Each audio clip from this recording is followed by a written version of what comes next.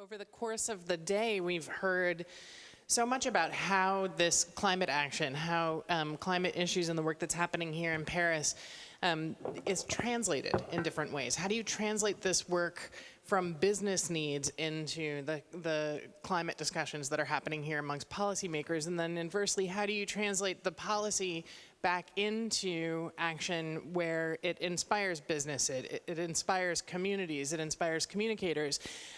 One of the pieces of translation that we haven't heard about, or really the methods of translation that we haven't heard about, is music. And I'm really delighted to welcome to the stage our friends from the Hip Hop Caucus who joined us today. So we have Malik Yusef and Antonique Smith here with us today. And I'm going to hand off to them and we'll have time for questions.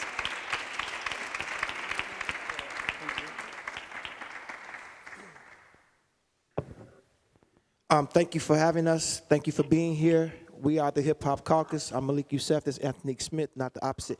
Hello. We're going to bless you with a A, not an A and B selection, but an A selection from our album that we did under People's Climate Music called the album Home, or Home the Album. Home is an acronym for Heal Our Mother Earth. And that's what our masterclass will be about today. And Antonique will bless you with these incredible vocals that she's been given. Good morning. This song is over 40 years old. It was written by Marvin Gaye. And when I performed it a few months ago, we were on the tour. I did it in Brooklyn, and Leonardo DiCaprio was there. And after I sang it, he was like, "Are those the real words to the song?" And because they're just totally unbelievable that they were written over 40 years ago. So just pay really close attention to this song. It's called Mercy, Mercy Me. Oh, mercy, mercy me. All things ain't what they used to be, no. Where did all the blue skies go? Poison is the wind that blows from the north and south and east. Oh, mercy, mercy me. Oh, things ain't what they used to be, no. Oil wasted on the ocean and upon our seas, fish full of mercury. Oh, mercy, mercy me. Oh, things ain't what they used to be. Radiation underground and in the sky. Animals and birds who live nearby are dying. Oh, mercy, mercy me. All things ain't what they used to be. What about this overcrowded land? How much more abuse from man can she stand? Antonique, y'all. Thank you.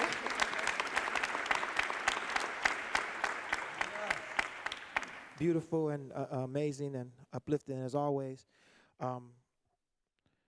Antonique is a Grammy-nominated artist, a film star, and also a star of Broadway. She played Mimi in Rent. And these are the type of artists that we bring to the climate movement, to people's climate music. I think that culture is a very important part, almost more important than what the talking heads have to say. Climate change is real. We do know this. Scientists have concluded that this is the case. We can feel it in our everyday lives, but it's not a dinner table topic. It's not a lunch table topic at the local high school and middle schools. Why is that? Because it's been disconnected from culture. Everyone knows who's got the big song. Yesterday on CBS, they announced the Grammys, which I am nominated for 2. Thank you very much. Yeah.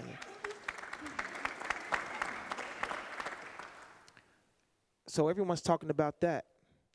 Why isn't the climate issue on the lips of the teenagers? we have not made it fresh. We talk about lowering the temperature on the earth, but we have not made climate disruption and climate catastrophe a cool thing. Because we have believed, because we are adults and we think with our grown people mind, that all we need to do is prove to the politicians that this is real and then everything will change. But politicians, dare I say, nary move without the push of the people.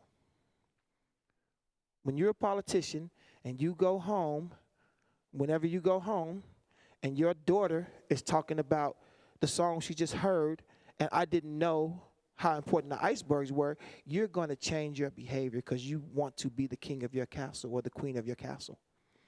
You want to be accepted amongst the people that you're trying to take care of. And right now, a lot of politicians are taking care of their lobbyists. We want that conversation and complexion to change. And this is why people's climate music exists, so that we can bring the cool to a very hot planet. Antonique is from New Jersey, and she has a rather personal story about how pollutants and the fossil fuel industry and the unregulated chemical industry has affected her life personally. I'd like her to tell that story, please. I grew up 10 miles from a power plant in East Orange, New Jersey. And I didn't realize, you know, we all hear about people getting, a lot of us actually have people in our family who've had cancer. My dad beat cancer, thank you, Jesus. And my aunt, though, his baby sister, she was 53. She passed away this January. And actually, so many people. I actually found out this morning that a cousin of mine has just been put in hospice. She's young, too. And we all grew up very close to this power plant. And it's not hereditary like the power and oil and the gas companies want us to think, because that takes the pressure off of them and keeps those profits, you know, profits over people. That's what really matters to them. I know so many people in my life with asthma. You know, 1 in 6 African American children have asthma, and it's the leading cause in America of why children miss school. And so these are the type of things that I knew about the polar bears and ice glaciers, and that was really what I knew most about climate for years. And that's really all you hear about on the news also. And that's by design, because they don't want you to know how personal it is and how it's touching you and affecting you right at this very moment. So that was why when he actually uses my bro, Malik Yusef. I don't know if he told you, he's 17 now, Grammy nominated. After those 2 he talked about this morning. And he asked me to do the album, and I was gonna do it no matter what it was about, because he's my bro, you know how it is.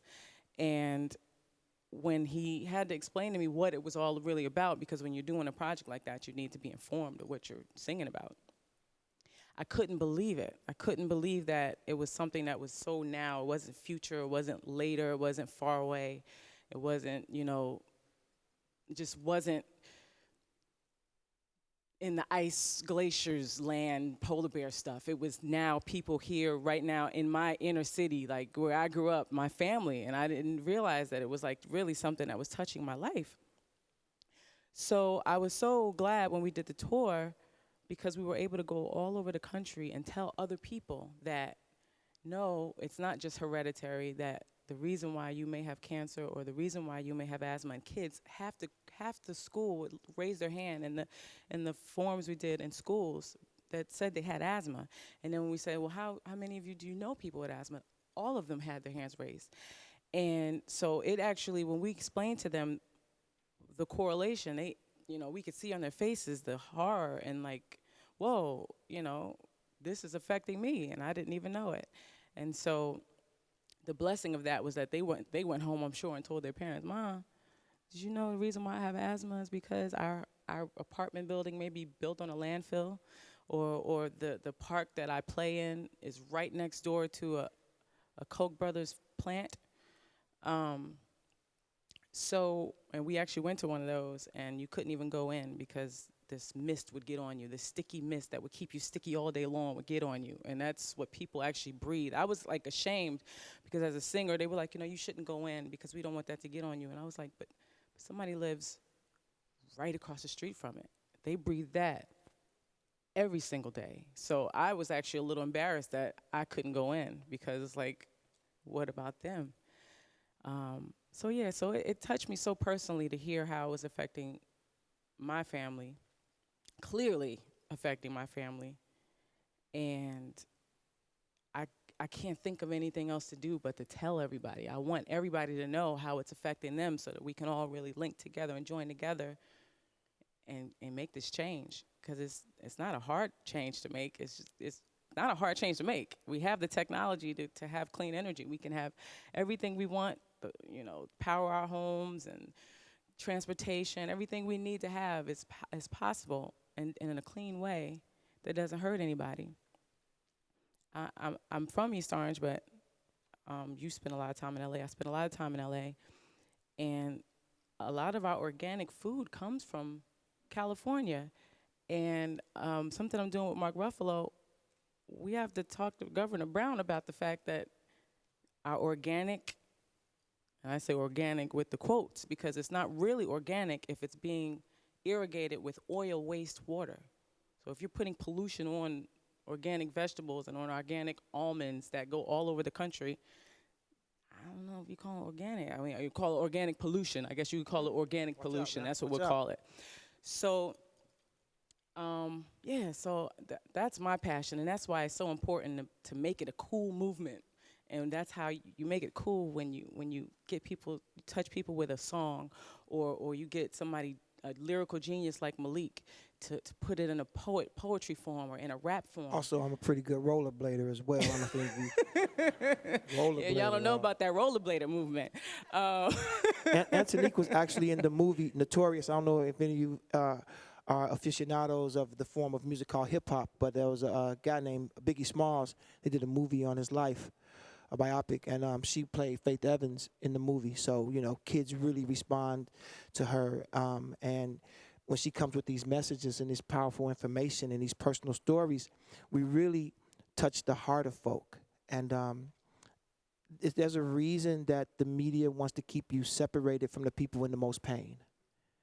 There's a reason they say, oh, that's a bad place, bad area, bad people.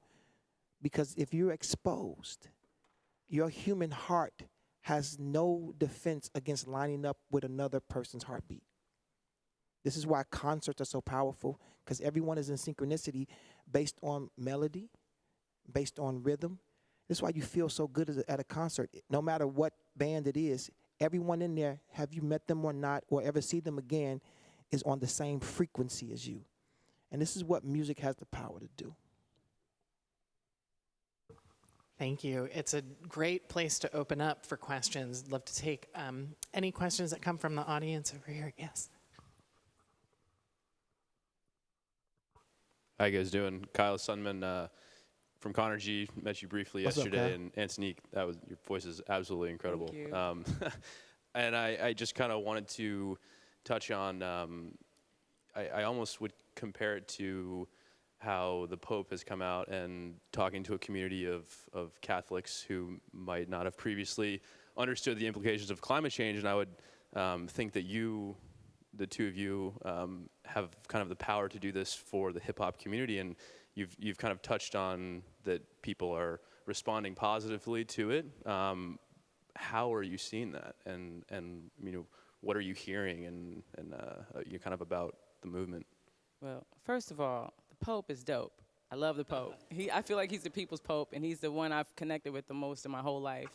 And we had the honor of performing. I did 2 songs, and he did a beautiful poem for the Pope at his rally on the National Mall in D.C., which was crazy. And people are responding to it. Like, they are responding to it because music in general is like the soundtrack to your life. Like, you can hear a song that you haven't heard in years, and it'll take you right back to a moment. And so when we're, performing songs that have to do with this message, it gets in you. So it's almost impossible for it really not to have people respond in some way to it. Like, I don't know. Yeah, I concur. We did cover songs. Obviously, Mercy is by Marvin Gaye. We also did Joni Mitchell's Big Yellow Taxi, Yeah. which has, incredible implications to what's going on right now. And I think through music, you can delineate the message a lot swifter and a lot easier, because sometimes people, they have a tad bit of aversion because you're asking them to make a lifestyle change. And I think music eases that process. It's a little bit of sugar with the medicine. Great. Absolutely. We've got another question over here, and then we'll take this last question over here.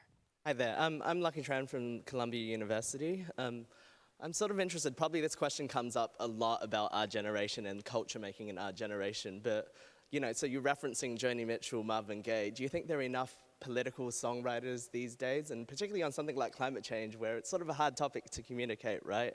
And I just wonder your thoughts on that, and if there aren't, why aren't there more political songwriters or people out front, really preaching that message in the mainstream?